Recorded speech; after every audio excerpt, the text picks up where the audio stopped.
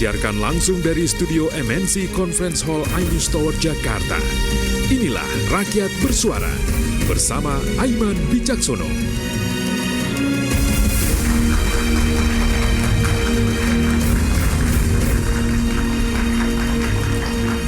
Citra penegakan hukum kembali tercoreng.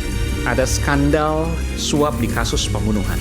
Sebelumnya kita mendengar ada kasus suap ex-pejabat Mahkamah Agung Zarov Rikar yang di dalamnya ada kasus pembunuhan dengan terdakwa Ronald Tanur. 1 triliun rupiah, saya ulangi, 1 triliun rupiah ditemukan di rumahnya. Dan kini skandal suap juga terdengar, dirasakan, tercium aromanya di AKBP Bintoro, Kasat Reskrim Polres Jakarta Selatan, juga pada kasus pembunuhan dengan tersangka anak bos Prodia. Apa yang terjadi sesungguhnya? Bagaimana kok bisa berulang? Saya Aiman Wicaksono. Inilah Rakyat Bersuara. Saya akan undang ke panggung Rakyat Bersuara pada malam hari ini Ketua Indonesia Police Watch IPW, Bung Sugeng Teguh Santoso. Bung STS, selamat datang. Bung Sugeng.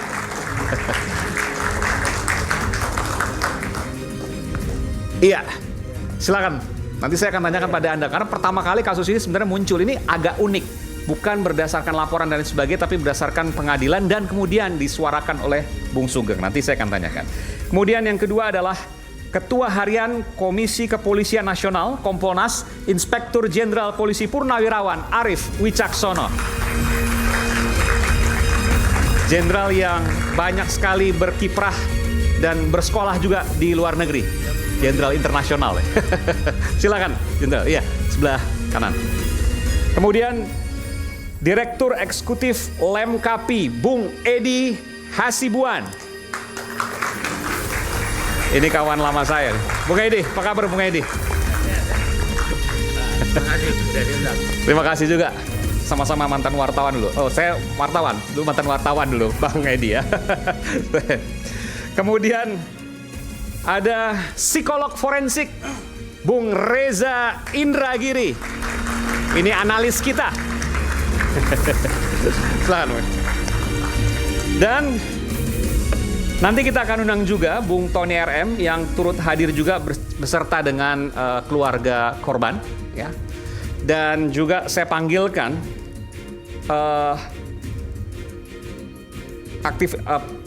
praktisi hukum, ya, Bung Rasman Arif Nasution.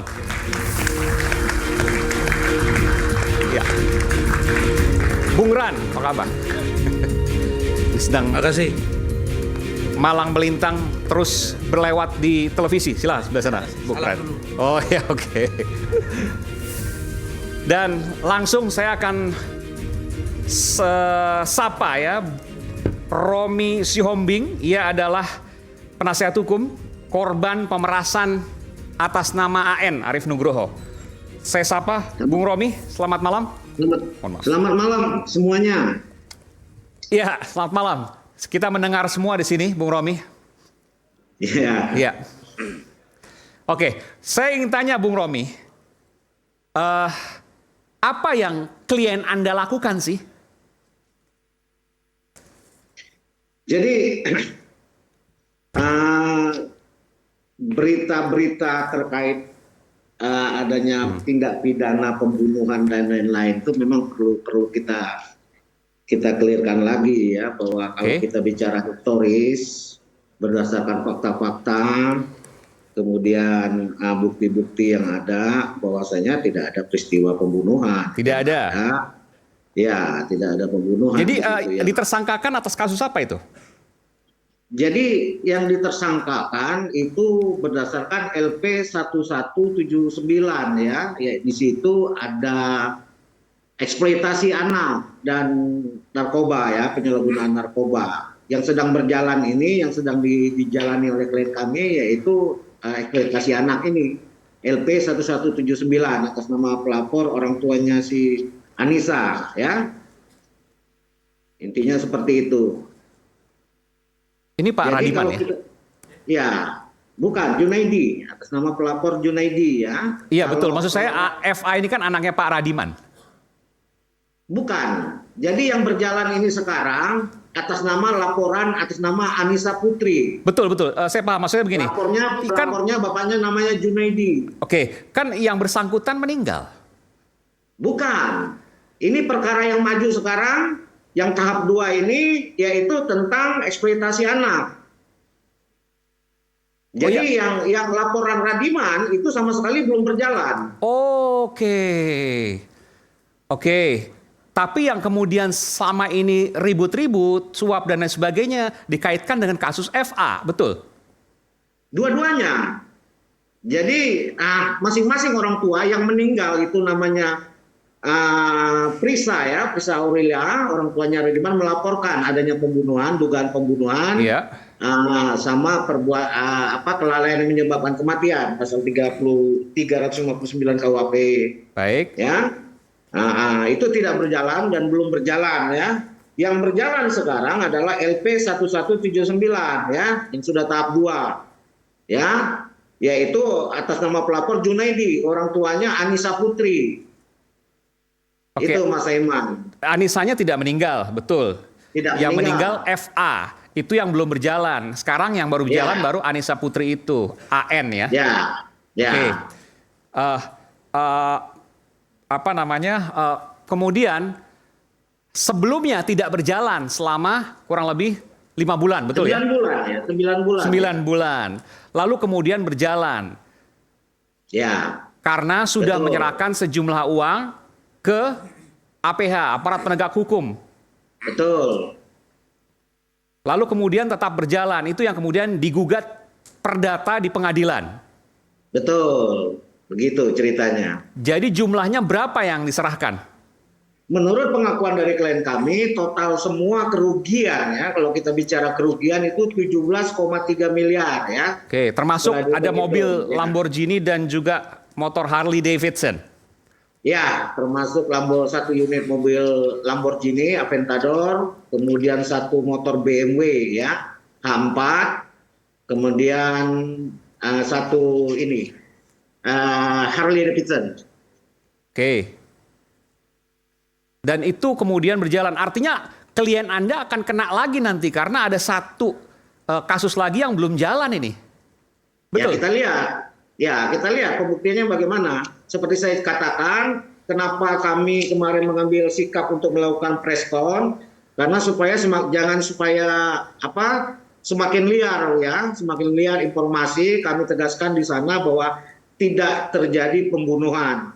Yang ada, kalau perlu kita bahas di sini, bahwa klien kami ini mendapat telepon dari si Anissa ini. Ya, mempertanyakan kita gunakan inisial saja karena saya khawatir dia di bawah umur, betul ya? Ya. Oke, kita gunakan inisial AP saja. Ya, kita inisialkan AP ya, Anissa Putri ini AP ya. AP ini berkomunikasi dengan klien kami menanyakan posisi karena memang klien kami ini sudah langganan tetap dia. Intinya menanyakan posisi, kemudian mereka berjanji bertemu di Hotel Lee Mansion ya pada tanggal 22 April tersebut. Kemudian tiba-tiba AP ini datang bawa FA yang tidak dikenal. Ya. Setelah sampai di hotel, kemudian AP ini kebiasaannya meminta kepada klien kami untuk disiapin narkoba jenis sabu ya. Nah, sewaktu mereka datang itu ternyata mereka sudah sakau dulu, sudah menggunakan dulu di luar. AP dengan korban almarhumah FA, maksudnya itu? Ya. Oke. Ya, sudah menggunakan dulu. Nah, kemudian setelah bertemu dengan klien kami, mereka mengkonsumsi juga narkoba, sabu. Setelah mengkonsumsi sabu itu, mulailah ini mereka seperti transaksi sebelum-sebelumnya mereka melakukan hubungan badan nih antara klien kami dengan si AP ini. Nah, sementara FA dan tersangka BH ya, tersangka BH ini mereka hanya ngobrol-ngobrol berdua karena tidak kenal dengan si FA ini. Tiba-tiba si FA ini kejang-kejang. FA ini kejang-kejang karena overdosis, ya giginya gemelutukan apa semua, matanya melotot karena ketakutan. oleh si Bayu ini, dibawa langsung dikirim ke rumah sakit. Sampai di rumah sakit ditinggalkan oleh saudara Bayu. Begitu kejadiannya. Oke, itu versi dari klien Anda. Sebelum saya tanya selanjutnya, saya tanya dulu, klien Anda ini anak angkat atau anak kandung dari bos Prodia? Ya, sebenarnya kalau terkait sana kami nggak bisa sampaikan detailnya. Tapi ada hubungan ya? Ya, ada hubungan lah. Oke, baik. Saya tanyakan, kebetulan di sini ada keluarga dari korban yang meninggal, yakni FA, Pak. Mohon maaf, Pak siapa? Radiman. Pak Radiman dan Ibu Nur kalau tidak salah. Iya, Ibu Nureti. Nureti, oke. Tadi disebutkan bahwa mabuk narkoba. Apakah, saya mohon maaf saya harus tanyakan, Pak. Tentu Bapak masih berduka atas kepergian putri Bapak, betul ya? Ya betul. Apakah betul ia pengkonsumsi narkoba? Apakah ada tanda-tanda seperti itu misalnya? Tidak, Pak. Anda membantah apa ke Bung Romi? Ya, saya nggak tahu apa dia pernah pakai atau tidak, saya nggak tahu, Pak. Ini masih sekolah atau Udah kerja? nggak sekolah. Sudah kerja? Kerja? Enggak sih, lagi nyari-nyari kerjaan, Pak. Lulus apa terakhir? SMP. Lulus SMP. Iya. Sering di rumah atau sering menghilang misalnya dari rumah gitu? Kadang ada di rumah, kadang katanya mau main ke rumah teman. Begitu sih, Pak. Tinggal di daerah? Kan Epa ini kan udah menikah ya, Pak. Deka Sirih. Ini yang temannya ya? Maksudnya FA-nya. Oh, FA sudah menikah siri? Udah menikah siri. Jadi selama nikah itu dia udah nggak tinggal sama kami. Tinggal sama suaminya? Sama suaminya. Tapi Bapak tahu nikah siri itu? Ya saya yang nikahin. Oke, berarti memang ya nikah resmi tapi tidak tercatat di catatan sipil. Iya, ya? begitu, Pak. Oke. Lalu kemudian? Ya pas kemudian ya dia tinggal di sana. Itu. Bapak nggak pernah kontrol lagi dan lain sebagainya? Paling kita ada komunikasi melewat HP, Pak. Tinggal di sana tuh daerah mana, Pak? Mangga Besar, Pak. Oke, terus? Paling suka ini sama ibunya. Nanya kabar, apalagi kan FA kan udah punya anak ya. Kita yang ngerawatnya, terus katanya gimana kabar Dede, paling gitu nanyain kabar. Bapak tinggal di mana? Saya tinggal di Angke, Pak, Jakarta Barat. Oke, nggak seberapa jauh lah mungkin itu ya. Iya. Oke, tapi Bapak tahu nggak kalau anak Bapak tadi disebutkan misalnya sering mabuk narkoba dan lain sebagainya? Oh, nggak tahu, Pak. Nggak tahu. Nggak tahu apa tidak yakin bahwa nggak akan seperti itu atau seperti apa? Ya, atau mungkin saja? Ya, malah saya pikiran nggak yakin anak saya berbuat seperti itu gitu malah. Itu di Mangga Besar tinggal di mana, kerja apa, Pak? Dia lagi nyari-nyari, Pak. Maksudnya masih nyari-nyari kerjaan gitu. Suaminya memang orang sana asli? Orang sana asli, orang Mangga Besar. Oke. Iya. Dan suaminya pada waktu kejadian di mana itu? Ya di rumah, dia juga sempat nanyain di mana kabarnya gini. Kata saya, ya tahu ini saya juga lagi nyari informasi gitu gimana ininya. Menurut suaminya sering menghilang misalnya dari rumah atau bagaimana? Ya enggak sih, Pak. Coba Ibu, boleh? Ya, saat itu lagi hari Senin emang dia lagi keadaan berantem sama suaminya, terus diajak jalan tuh sama Anissa. Anissa itu kayak kakak Kita pakai iparnya. inisial Ibu, AN aja ya? Iya, AN. Ya, sama AN itu diajak lah katanya. Dari suaminya ya. Kata suaminya, emang sempet Bu dia pamit katanya, yang aku main ya sama AN. ENN sama Ya, okay. Nisa gitu. Terus karena dia lagi berantem, makanya dia diantepin tuh pura-pura tidur. Kalau tahu akan kejadian kayak begitu, mungkin Rehan bangun kali Bu, katanya gitu. Itu yang saya tahu. Sudah lama berkawan dengan AN ini? Itu pas dia berkeluarga saja, karena kan dia satu rumah sama AN. Satu rumah? Iya. Ibu pernah tanya nggak itu AN pekerjaannya apa dan lain sebagainya? Nggak tahu. Nggak pernah tanya juga? Nggak pernah tanya. Sampai sekarang pun nggak pernah. Bapak juga nggak pernah tanya juga? Iya, nggak pernah tanya. nggak ada kecurigaan apapun, pekerjaannya mungkin yang lain dan lain sebagainya, terkait prostitusi misalnya? Tidak ada. Tidak ada. Tidak ada sama sekali? Tidak ada sama sekali. Dan boleh ceritakan bagaimana kemudian kondisi FA sehari-hari? Apakah ia anak yang seperti apa misalnya? Mungkin masuk ke lembah hitam misalnya? Mungkin Ibu punya pandangan seperti itu? Oh, tidak sih. Sewajarnya anak biasa saja. Lagi emang anaknya itu kan kalau soal berteman tuh terlalu tertutup ya. Kalau pulang sekolah ya lagi masih sekolah ya sekolah pulang. Paling kalau mau main kadang suka minta diantar sama bapaknya, teman sekolahnya, Pak. Kalau mau pulang pun minta dijemput. Pas udah nikah ya karena kita kan udah sepenuhnya tanggung jawab suaminya, ya udahlah, anak teteh ibu urusin sama bapak, asalkan urus aja teteh sama suami, yang penting mah akur-akur gitu. Sudah berapa lama menikah? Kalau emang kan dia kan hamil duluan ya Pak. Jadi oleh si suaminya ini? Iya, karena jadi baru berapa bulan gitu, pas 40 hari baru saya nikahkan. Karena tadinya kan ya udahlah, biarinlah hamil di luar nikah. Tadinya nggak bakalan saya nikahkan, yang biarkan dia sekolah lagi sama pesantren. Tadinya saya mau di pesantrenin di Gunung Bunder, karena keadaannya kata saya udah kita lahirin anak tapi nanti ibu yang asuh, asal teteh sekolah lagi. Ternyata kan suaminya tanggung jawab. Ya udahlah, kalau tanggung jawab, kalau teteh emang udah jalannya kayak begitu ya udah. Tapi nanti kalau udah 40 harian baru saya nikahkan. Akhirnya pas 40 harian si anak saya baru nikahkan. Jadi sekarang anaknya sama saya. Oh, sama ibu-ibu yang merawat? Iya. Ibu kerja apa? Bapak kerja apa? Dagang. Dagang apa di mana?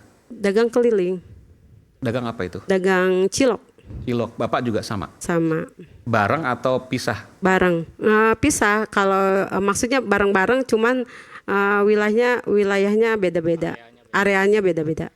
Dan asli memang dari lahir di Angke, Jakarta Barat? Iya, kalau bapak. Kalau saya dari Jasinga. Oke. Saya ke Bung Romi. Bung Romi, jadi sejauh ini hanya satu kasus yang masih ada. Kasus kedua, Anda meyakini bahwa klien Anda tidak terlibat dalam penghilangan nyawa ataupun kehilangan nyawa dari FA ini? Ya, kalau sebagai kuasa hukum kami punya keyakinan bahwa unsur pembunuhan itu tidak ada. Kalau kita bicara pasal 359 KUHP ya mungkin ya kelalaian menyebabkan kematian ya. Saya tanya ke Pak Radiman, waktu polisi menyampaikan bahwa anak Anda itu meninggal, apa yang Anda sampaikan? Apa yang polisi sampaikan waktu itu? Sempat disampaikan pasti kan? Iya, sempat sih waktu itu Pak. Oleh mana? Polsek atau Polres atau Polres. Polda misalnya? Polres Pak. Polres mana? Polres Jakarta Selatan. Oke. Iya, cuman emang pas kita posisi baru datang, kita juga shock, pikirannya gimana, sempat ngedenger anak bapak kayak dicekokin gitu. Cuman itu doang yang narkoba. Iya, yang itu doang yang sempat saya dengar gitu Pak. Terus Bapak langsung ke rumah sakit waktu itu? Enggak. Malah sih saya di situ masih di Polres Jakarta Selatan, masih dipintai keterangan. Oke. Baik, kita akan kembali saat lagi pemirsa, tetaplah bersama kami di Rakyat Bersuara.